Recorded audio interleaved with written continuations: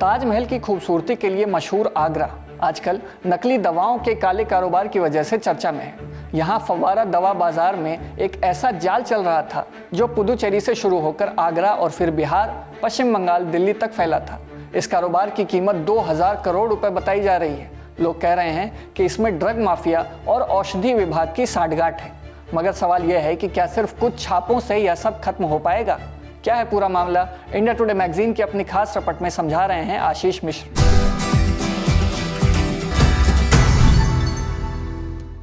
नमस्ते, मेरा नाम मयंक है और आप देख रहे हैं इंडिया टुडे हिंदी। कहानी की शुरुआत कुछ महीनों पहले हुई जब लखनऊ में स्पेशल टास्क फोर्स यानी एसटीएफ को एक गुप्त सूचना मिली। आगरा के एसएन मेडिकल कॉलेज के पास फव्वारा बाजार में नकली दवाओं का धंधा जोरों पर था। एसटीएफ के एडिशनल एसपी राकेश यादव ने इंस्पेक्टर यतीन्द्र शर्मा को टीम का नेतृत्व सौंपा। 2 महीने तक वे आगरा में डेरा डाले रहे। फिर 22 अगस्त की रात एक बड़ी खबर आई। चेन्नई से ट्रेन में नकली दवाओं की खेप आ रही थी। टीम ने आगरा कैंट रेलवे स्टेशन पर तगड़ी तैयारी की। ट्रेन रुकी तो कुछ लोग 12 गत्ते के बॉक्स टेम्पो में लाद रहे थे। ऊपर चमड़े का सामान था मगर नीचे नकली दवाएं छिपी थी। टेम्पो चालक को पकड़कर पूछताछ की गई तो पता चला कि ये दवाएं बंसल मेडिकल स्टोर और हे मां मेडिको एजेंसी के लिए थी। रात ही में दोनों दुकानें सील कर दी गईं। अगली सुबह 23 अगस्त को जांच शुरू हुई। पुदुचेरी की मीनाक्षी फार्मा से 10 लाख रुपए के बिल के साथ नकली एलेग्रा 120 mg समेत कई दवाएं आई थीं। जाइड्स, ग्लेनमार्क, सन फार्मा जैसे बड़े नामों की 3.5 करोड़ रुपए की नकली दवाएं बरामद हुई। मगर ट्विस्ट तब आया जब हे मां मेडिको के हिमांशु अग्रवाल ने कार्रवाई रोकने के लिए एसटीएफ को 1 करोड़ रुपए की रिश्वत देने की कोशिश की। शाम को वो 500-500 के नोटों से भरे 3 बैग लेकर बाइक से एसएन मेडिकल कॉलेज के पास पहुंचा। सिविल ड्रेस में मौजूद सिपाहियों ने उसे दबोच लिया। यह रिश्वत की अब तक की सबसे बड़ी पकड़ थी। इसके बाद 6 दिन तक बाजार की जांच हुई जिसमें 72 करोड़ रुपए की नकली दवाएं और मशीनें मिली। हिमांशु, संजय बंसल समेत 5 लोग जेल गए। यह आगरा में नकली दवाओं की सबसे बड़ी कार्रवाई थी। यह बस एक छापा नहीं था बल्कि नकली दवाओं के बड़े नेटवर्क के खिलाफ जंग की शुरुआत थी। एसटीएफ और औषधि विभाग ने गोदाम सील किए, फर्मों पर ताले लगे और बिल जब्त हुए। यह मामला अब सिर्फ आगरा का नहीं बल्कि पूरे यूपी और दूसरे राज्यों का भी बन गया था। मगर ये जाल कैसे पकड़ा गया? नकली दवाएं असली जैसी दिखती थी। 2 साल पहले 300 दवाओं पर QR कोड लगाना शुरू किया गया था जो हर स्ट्रिप पर अलग होता है। स्कैन करने से कंपनी का नाम, बनने की तारीख और एक्सपायरी डेट पता चलती है। आगरा में सनोफी की 29,000 एलेग्रा स्ट्रिप पकड़ी गई जिसके QR कोड एक ही जैसे थे। जांच दल में शामिल रहे बस्ती जिले के सहायक औषधि आयुक्त नरेश मोहन दीपक ने बताया कि इनकी नकल AI से की गई। मेडिसिन बनती है, फॉर्मुलेशन उसकी एक R&D होती है, रिसर्च एंड डेवलपमेंट होता है। उसके अंदर ये देखा जाता है कि उसकी जो मेडिसिन है वो हमारे बॉडी के अंदर किस तरह से डिजोल्व होनी है, किस तरह से उसका एक्सक्रीशन होना है, किस तरह से उसका मेटाबॉलिज्म होना है। वो सब चीज़ें मिलकर जो है दवाओं को इफ़ेक्टिव बनाती हैं कि वो किस मतलब जैसे सपोज कीजिए कि अगर जो कोई ये ताला चाबी वाला मामला है कि हम जब मेडिसिन लेते हैं तो वो डिजोल्व होगी, डिजोल्व होने के बाद वो बॉडी के अंदर ब्लड स्ट्रीम में जाएगी। वो प्लाज्मा प्रोटीन के साथ कितने % तक बाउंड होनी चाहिए जो कि इफ़ेक्टिव हो। ये सब चीज़ें पूरी R&D के साथ आती हैं। अचानक नहीं आ जाती कि कोई व्यक्ति जो है किसी भी दवा के अंदर कोई भी साल्ट डाल दे और उससे जो है वो बॉडी को असर कर जाएगा। अगर जो इस तरह से होता तो फिर जो हमको इसको फॉर्मुलेशन बनाने की ज़रूरत ही नहीं पड़ती। बस फिर तो हम सीधे सीधे रॉ एक्टिव मटेरियल लेते और उसमें 1 चम्मच से लेते और एक जो है 5 mg या 3 mg खा लेते, लेकिन वो असर नहीं करेगी बॉडी के अंदर। उसकी पूरी जो है फॉर्मुलेशन होनी चाहिए क्योंकि वो डिजोल्यूशन कितना टाइम होना चाहिए, फिर वो बॉडी के अंदर जाएगी, जाने के बाद इफेक्टिव होगी। इस तरह की जो मेडिसिन, ये फेक मेडिसिन बनाई है, इसके अंदर सॉल्ट बेशक है लेकिन वो बॉडी के ऊपर इफेक्टिव नहीं होगा। उसके लिए तो पूरी R&D चाहिए और उसका फिर क्लिनिकल ट्रायल होता है कि वो कितने % जो है वो असर कर रही है। इसके बारे में मैं आपसे सीधे कहूँगा कि दवा के अंदर साल्ट होना ही ज़रूरी नहीं है, उसके अंदर बायोअवेलेबिलिटी होना ज़रूरी है कि वो कितना बॉडी के ऊपर इफेक्ट कर रही है, कितना किस ट्रीटमेंट में कितना इफेक्टिव है, कितना जो है कारागार है, कितना रिसेप्टर पर जाके इफेक्टिव कर रही है। यही सब चीज़ें हैं, नहीं तो इसके बगैर जो है मेडिसिन नहीं है। कारोबारी महंगी दवाओं के डिब्बे खरीदते, QR कोड और सॉल्ट की नकल करते, फिर नकली दवा बनाकर बेचते।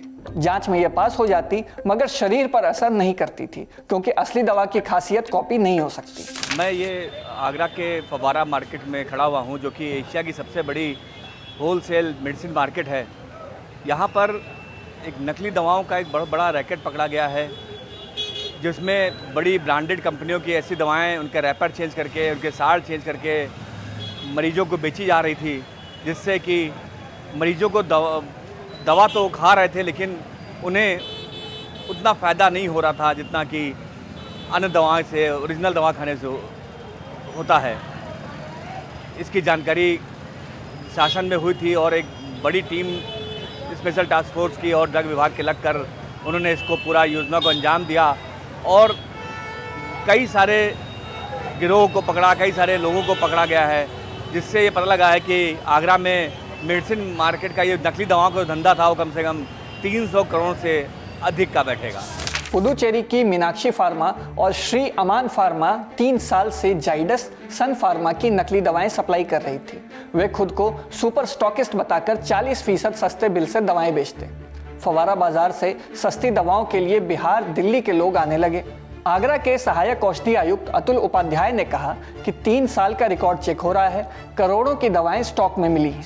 ये एक सूचना मिली थी कि आगरा में बड़ी बड़ी नामी गिरामी कंपनियों की नकली दवाइयाँ, उनकी काउंटरफिट दवाइयाँ बनाकर और यहाँ पर मार्केट में यहाँ पर भी बिक्री हो रही है और अन्य जनपदों में भी, अन्य राज्यों में बिक्री हो रही है। उसी के परिप्रेक्ष्य में लगातार छापेमारी कार्रवाई की जा रही है। अभी तक जो निकल के आया है तो इसमें सन फार्मा की रोसुवास 20 और रोसुवास 40 कंपनी द्वारा बताया गया कि हमारी नकली है, जो हिमा मेडिको से बरामद भी हुई थी, और एक एलेग्रा 120 टैबलेट जो सनोफी फार्मा द्वारा बनाई गई है वो भी वहाँ बरामद हुई थी। तो उन दोनों को बेस बनाते हुए हम लोगों ने एक मुकदमा हिमांशु अग्रवाल जो कि हिमा मेडिको के संचालक हैं उनके विरुद्ध कराया है। साथ ही एक टेम्पो में कुछ माल पकड़ा गया था, जिसमें जांच करने पर उसमें पाया गया कि एलेग्रा 120 टैबलेट भरी हुई है, जो पुडुचेरी की एक मीनाक्षी फार्मा है वहाँ से आई हुई थी।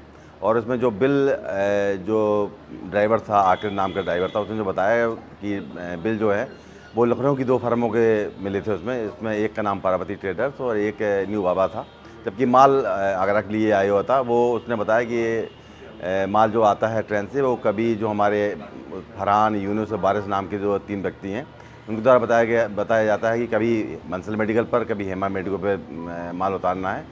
तो वो वही माल हेमा मेडिको के यहाँ भी मिला था, वही माल टेम्पो में बरामद हुआ था। तो उसके आधार पर जो फर्म उसमें इन्वॉल्व थे, जो व्यक्ति इन्वॉल्व थे, उनके खिलाफ एक मुकदमा पंजीकृत करवाया गया है।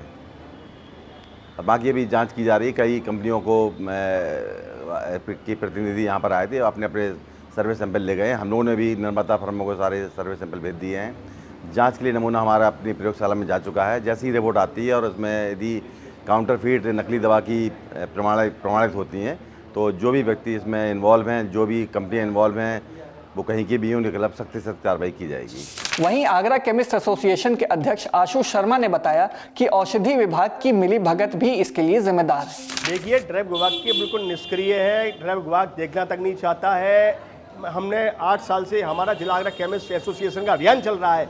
हमने कई बार डीएम साहब से शिकायत की, ड्रग विभाग से शिकायत की, मगर इसमें कोई देखने वाला नहीं है। ड्रग विभाग यहाँ का फेल और जो भारतीय पुलिस है वो पास, क्योंकि वही आकर जब पकड़ती है तभी इनकी नींद टूटती है। इस तरीके से, किस तरीके से आप देखना चाहते हैं? आगरे को बिल्कुल उन्होंने बदनाम करके रख दिया है कुछ लोगों ने, और नकली दवाई बेचने वालों का ये कुछ भी नहीं बिगाड़ पाते हैं। आज नकली इतने शर्म पर है। जिस नकली को आप देख रहे हैं, जिस कहाँ गोदाम है, किस गली में रख रहे हैं, किस तरफ से काम कर रहे हैं, कोई देखने वाला नहीं है। क्या इनकी इंटेलिजेंस है ड्रग विभाग वालों की? क्या? और आगरा मंडल का कार्यालय आगरा में है और जिनके 7 जिले इनके अंडर में आते हैं, उसके बावजूद भी अगर आगरे में ये हाल है तो और जिले में क्या हाल होगा? इस ड्रग विभाग को तो बिल्कुल उसको गहराई से मुख्यमंत्री जी को अपने संज्ञान में लेना चाहिए कि नकली दवाइयों का कैसा व्यापार हो रहा है, क्यों व्यापार हो रहा है, किस तरीके से हो रहा है, कौन कर रहे हैं, उसको तत्काल रोकने चाहिए। ये जीवन रक्षक दवाइयां, ड्रग विभाग के ऊपर भी कार्रवाई होनी चाहिए अगर वो उसके अंदर लिप्त हो। ऐसा लगता है कि मुझे कि इनकी माफियाओं से साठगांठ है, इसलिए उसके ऊपर हाथ नहीं डालते हैं, इसलिए बाहर की पुलिस आती है। बाहर की पुलिस की जरूरत ही नहीं पड़े अगर ड्रग विभाग यहाँ पर सक्रिय रहे और नकली दवाई वालों को पकड़े। आगरा में ये नया नहीं है।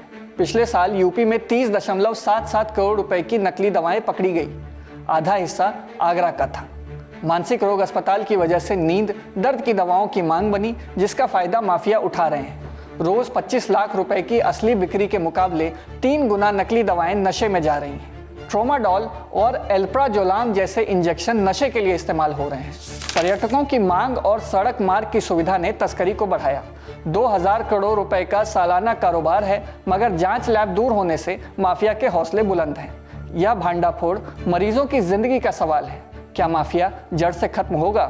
आपको क्या लगता है हमें कमेंट बॉक्स में बताएं और ऐसी और रिपोर्ट्स के लिए देखते रहिए इंडिया टुडे हिंदी। शुक्रिया। इसी तरह की तसल्ली से भरी हुई एक्सक्लूसिव रिपोर्ट्स देखने के लिए सब्सक्राइब करें इंडिया टुडे हिंदी का यूट्यूब चैनल और बेल आइकन जरूर प्रेस करें ताकि वीडियो अपलोड होते ही आपको खबर हो जाए।